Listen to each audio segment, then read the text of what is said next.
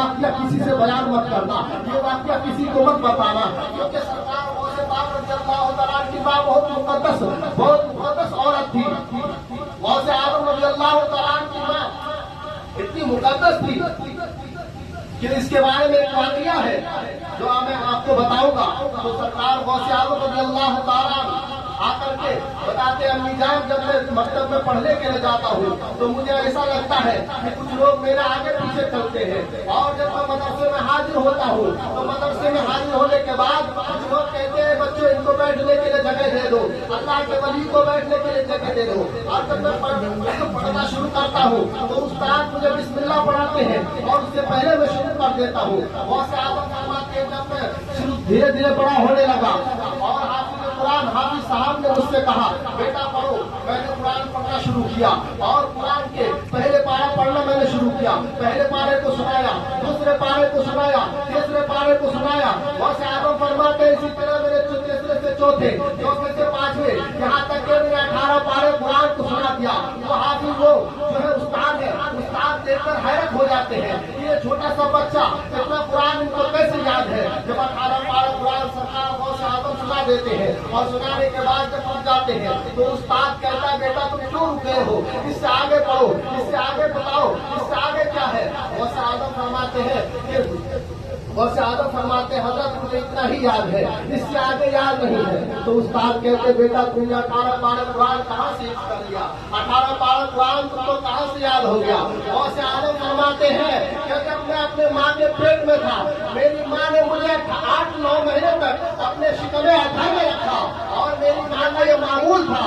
मेरी माँ जब कोई काम करती थी और काम करने के बाद जब नमाज पढ़ती थी, नमाज पढ़ के नफल नमाज के बाद कुरान की तिलावत करती थी, तो 8-9 महीने में मेरी माँ ने 18 पारे कुरान की तिलावत की और घर के सारे काम भी किए। तो 18 पारे कुरान को मैंने अपने माँ के पेट में याद किया। सरकार गौसे आजम रज़ियल्लाहु तआला की करामत। गौसे आजम रज़ियल्लाहु तआला मादरजात वली है। मादरजात वली का मतलब ये है कि गौसे आजम पैदा होते ही अल्लाह के वली है। जो अल्लाह का वली होता है, अल्लाह ताला सबसे पहले उनको इल्म से नवाजता है। जाहिल कभी अल्लाह का वली नहीं होता, जाहिल अल्लाह का वली नहीं हो सकता।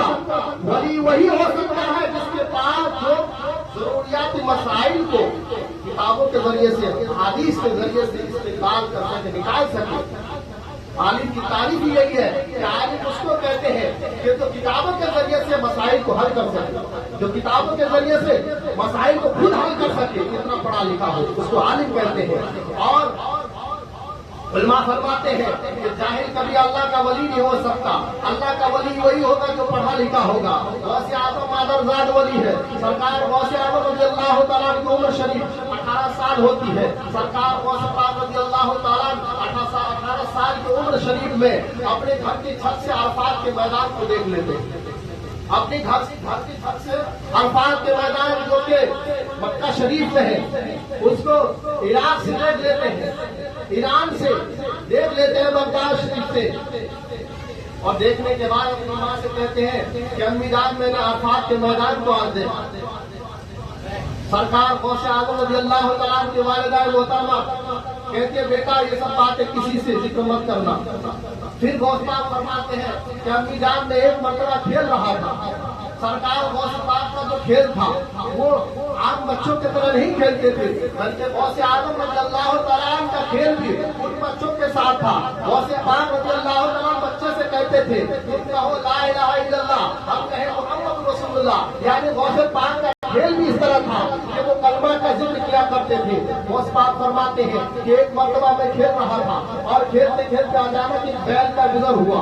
उस बैल के पूंछ को मैंने पकड़ा, जब मैंने उस पूंछ को पकड़ा तो फरमाते हैं, गौसे पाक कहते हैं कि वो बैल मुड़कर मेरे तरफ जबाने हुआ ही है, यानी इंसानी जबान में कहने लगा कि तुम इस काम के लिए पैदा नहीं किए गए हो, जाओ तुम इल्म हासिल करो।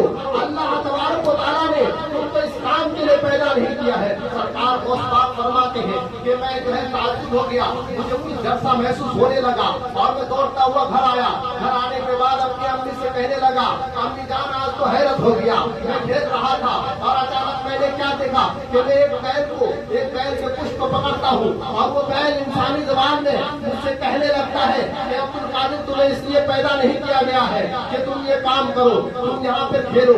सरकार को रज़ियल्लाहु ताला अपनी वालिदा से ये जिक्र करते हैं, अपने वालिदा को बताते हैं तो गौसे आदम की वालिदा कहते हैं बेटा ये किसी से जिक्र मत करना। फिर गौसे आदम रज़ियल्लाहु ताला के दिल में एक ख्याल आता है कि मैं इल्म हासिल करने के लिए जाऊँ। बिरादरान मिल्लत इस्लामिया, आज थोड़ा बहुत पढ़ने के बाद अगर थोड़ा सा तकवा आ जाता है तो लोग अपने आप को बहुत बड़ा समझने लगते हैं, बहुत बड़ा आलिम और फक़ीह और मुजद्दिद और मुफक्किर पता नहीं क्या समझने लगते हैं। लेकिन गौसे आदम रज़ियल्लाहु ताला अभी आलिम नहीं बने थे, उनसे पहले ये करामत उनसे शादी होती है।